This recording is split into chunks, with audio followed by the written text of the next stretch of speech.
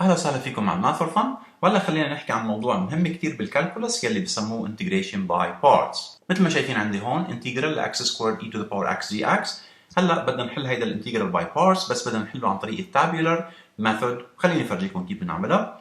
يعني مثل ما شايفين تابيولار ميثود مؤلفه من 3 كولمز، كولم بنحط فيه الساينز، وكولم بنحط فيه الديريفاتيفز، وكولم بنحط فيه الانتجريشنز. هلا بدكم تنتبهوا مين بدكم تحطوا بالديريفاتيفز ومين بدكم تحطوا بالانتجرالز. لاحظ هلا الساينز رح نستبدلها بالاس، ودائما بنبلش بالبوزيتيف، وهلا بخبركم كيف تنتقلوا للخطوات الثانيه.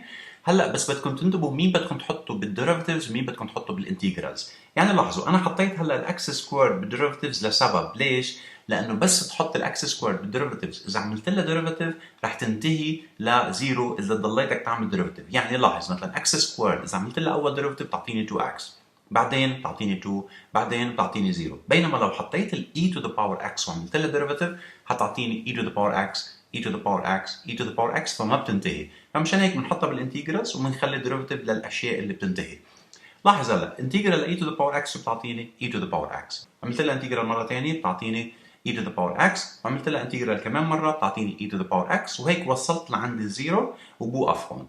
طيب بالنسبه للساينز هلا اول شيء بنبلش ببلس، بعدين بننتقل للماينس، بعدين بننتقل للبلس، بعدين بننتقل للماينس، وهيك بنضلنا نمشي فيها. لو كان في اكثر من مرحله برجع بعمل بلس، بعدين ماينس، بعدين بلس، بعدين ماينس، فاذا بدها تتغير بكل مرحله عم نعمل فيها. هلا بعدين لاحظ هلا كيف بدنا نعمل عمليه الضرب ونطلع الاجوبه ونحطهم بالانتجرال فوق. مثل ما شايفين عندي هون هلا بدنا نعمل عمليه الضرب دايجونالي، يعني بضرب الاكس سكوير بالاي تو ذا باور اكس، بس مش باول وحده، بثاني وحده، فبشكل دايجونال. كمان بدي اضرب ال 2 اكس بالاي تو ذا باور اكس كمان اللي تحتها، كمان بدي اضرب ال 2 بالاي تو ذا باور اكس كمان اللي تحت. وهلا اخر شيء بضل في عندي زيرو. زيرو معناتها ما عادش في عندي شيء، لانه لو ضربت زيرو باي شيء راح يعطيني زيرو، فبنعمل له اجنور. هلا بدنا نحط الاجوبه فوق. مثل ما شايفين بلس اكس سكوير مضروبه باي تو ذا باور اكس بدنا نطلعهم لفوق، فبيطلع عندي بلس اكس سكوير اي تو ذا باور اكس اول جزء.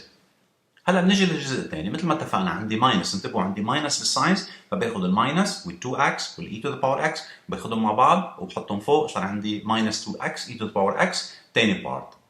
هلا بيجي لثالث بارت عندي بلس 2 و e to the power x كمان بضربهم ببعض بيطلع عندي بلس 2 e to the power x، وبالنهايه الزيرو مثل ما اتفقنا ويجنورت، لانه زيرو ضرب اي شيء بيعطيني زيرو، فهيك بيكون انتهينا وبنعمل بلس سي. وخلينا ننتقل هلا لسؤال ثاني ونشوف كيف نتعامل معه. انتجرال لاكس كيوب ساين اكس دي اكس. كيف بدنا نتعامل مع هيدا السؤال؟ لاحظوا مثل ما حطينا دائما الساينز والديريفاتيفز والانتجريشنز، نطلع مين فيهم بينتهي بس ما اعمل ديريفاتيف اكثر من مره بحطه بالدي، والثاني بحطه بالاي. فلاحظ هلا الاكس كيوب بتروح تحت الدي والساين اكس بتروح تحت الاي، وبلش بعمل ديريفاتيف للاكس كيوب حتى توصل لزيرو. شو الديريفاتيف لاكس كيوب؟ هي 3x to the power 2. طيب هلا بنعمل ديريفاتيف ل 3x سكوير تعطيني 6x، كمان مثل ما اتفقنا بننزل 2 ونضربها ب 3 وبنشيل واحد من 2. كمان بنعمل ديريفاتيف ل 6 اكس بتعطيني 6، بنعمل ديريفاتيف ل 6 بيعطيني 0، هيك بيكون خلصت الدي. هلا بيجي للاي. انتجريشن لساين اكس تعطيني ماينس كوساين اكس، لانه الديريفاتيف للكوساين هي ماينس ساين، فالانتجرال للساين تعطيني ماينس كوساين، فهي بدكم تتدربوا عليها للساين والكوساين، تشوفوا الديريفاتيف والانتجريشن قبل ما نوصل لهيدا الدرس حتى تكونوا متمكنين منها. وهلا بنعمل انتجرال لماينس كوساين تعطيني ماينس ساين، ونفس الوقت كمان الانتجرال للساين هي بتعطيني ماينس كوساين، وانا عندي ماينس فبيعطيني كوساين. انتجرال الكوساين بيعطيني ساين، لانه ديريفاتيف للساين بيعطيني كوساين، فهيك خلصت من الانتجرال. نيجي هلا للساينز. الساينز مثل ما اتفقنا اول وحده بتكون بلس، ثاني وحده بتكون الالترناتيف تبعيتها يلي هي ماينس، بعدين بلس، بعدين ماينس، بعدين بلس، وهيك بنكون خلصنا بالنسبه للساينز وبدنا نعمل الارز. هلا مثل ما اتفقنا بدنا نعمل diagonally المالتيبليكيشن، يعني اكس كيوب تنضرب بالماينس كوساين اكس، ونفس الشيء بالنسبه ل 3 اكس سكوير وال 6 اكس وال 6. طيب تعال نعمل هلا الضرب ونحط الاجوبه فوق. اول شيء بنبلش بمين؟ بنبلش بالاكس كيوب وماينس كوساين اكس، وفي عندي بلس برا، بس انتبهوا هلا للماينس كوساين في عندها ماينس، لما بدي اضربهم بتصير في عندي مضروب الماينس بالبلس، فشو بصير عندي؟ بيطلع عندي جواب ماينس، والاكس كيوب بكوساين بيعطيني اكس كيوب كوساين.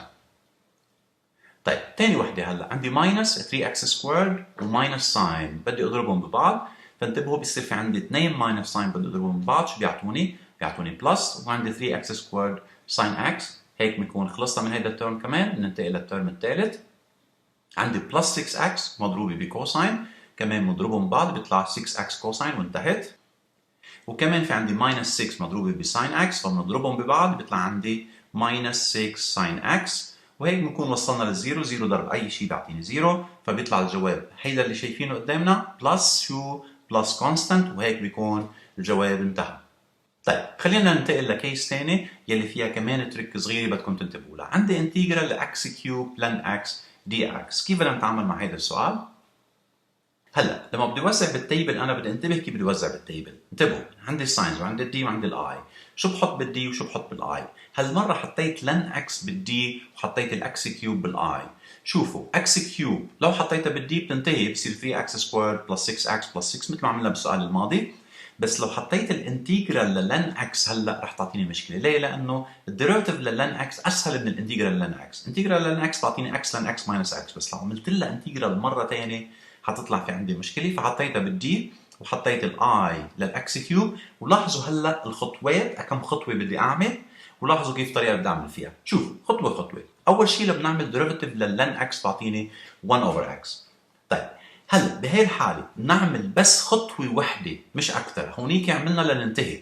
بحاله اللن اكس هيدي بنعمل بس خطوه وحده وبنوقف هون، وبنعمل انتجرال لاكس كيوب بيطلع x to the power 4 over 4. بس لاحظوا هلا كيف عمليه الضرب بدها تصير. هي بدها تنحفظ، لازم نحفظها. عمليه الضرب بصير diagonal اول مره. لاحظ لن x بنضربها ب x to the power 4 over 4. بس هلا لاحظ ال1 على x ما في شيء معها بالدايجونال لاضربه تحت. فشو بعمل؟ بعمل انتجرال لل1 على x وبضربها هوريزونتالي.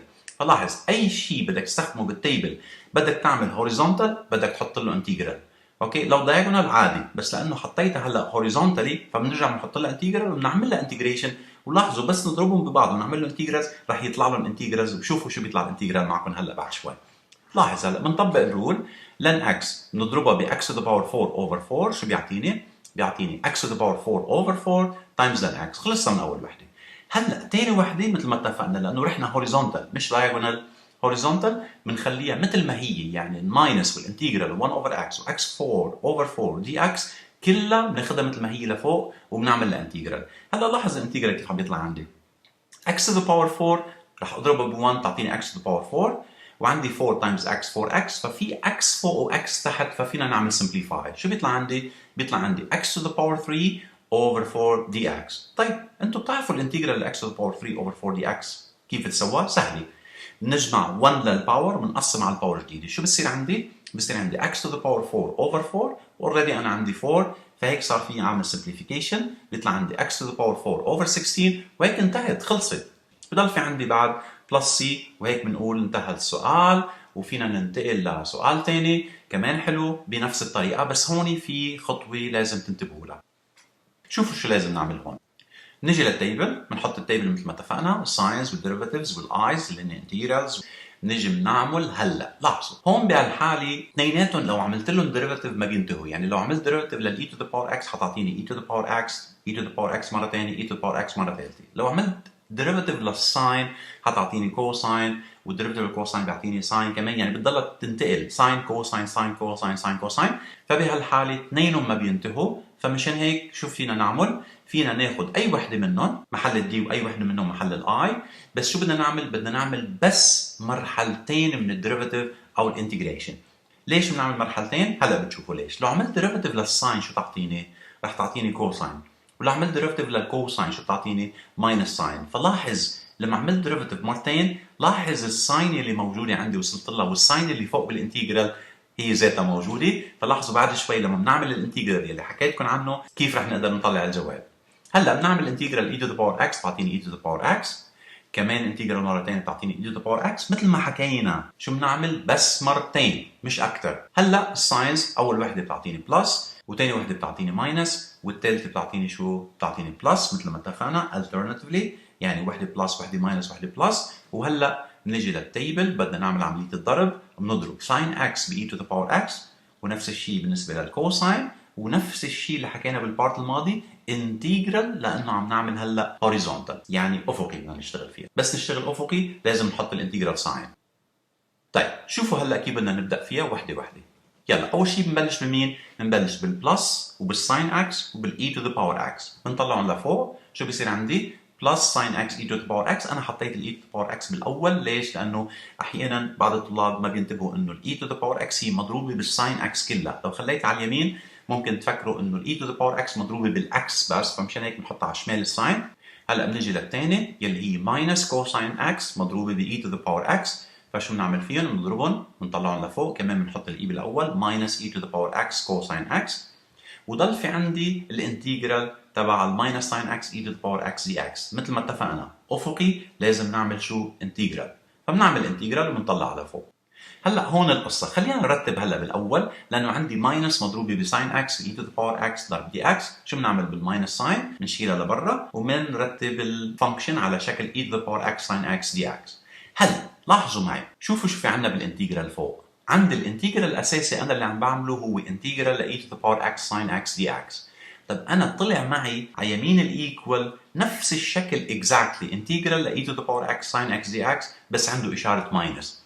يعني بمعنى ثاني انا فيني اجيبها على الشمال واحطها معها بس بحولها لبلس. يعني صار عندي الانتجرالز اكزاكتلي نفس الشكل وعندهم بلس ساين بيناتهم، يعني صاروا فينا نقول عنهم بيتحولوا لكم انتجرال لاي تو ذا باور اكس ساين اكس دي اكس؟ صاروا 2 انتجرال اي تو ذا باور اكس ساين اكس دي اكس. طب انا عم فتش على مين؟ انا عم فتش على انتجرال لاي تو ذا باور اكس ساين اكس دي اكس لوحده قد ايه بتساوي؟ فبقسم على 2 صار عندي الجواب بيساوي 1 على 2 e to the power x sin x minus e to the power x cosine x، وهيك بيكون طلع الجواب وحلينا المشكله. فانتبهوا لما يكون في عندي e to the power x sin x او e to the power 4x sin x او cosine x مع e to the power x لازم نعمل فيهم بس خطوتين، اعملوا الديريفيتيف مرتين بس منشان توصلوا للفانكشن يتكرر مره ثانيه بعد الخطوه الثانيه، وهيك ساعتها فيكم تجيبوها من اليمين بعد الايكوال للشمال وبينحل معكم السؤال بكل بساطه. وهيك فيني اقول انه وصلنا لاخر الفيديو، وانكم انتم صرتوا بتعرفوا جزء مهم من الانتجريشن باي بارتس. واذا عجبكم الفيديو لا تنسوا تعملوا لايك وشير، واهلا وسهلا فيكم مع الماث فور فن، وباي لهلا.